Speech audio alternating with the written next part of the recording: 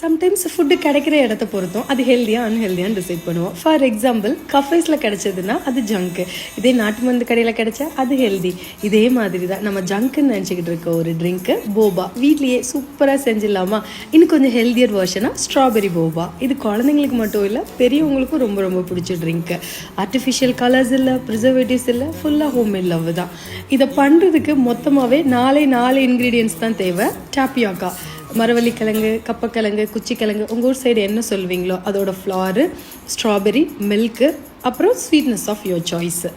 இந்த Boba balls குட்டி குட்டியாக க்யூட்டாக பிங்க் கலரில் பார்க்குறதுக்கு கண்ணுக்கு அவ்வளோ டெம்டிங்காக இருக்குது.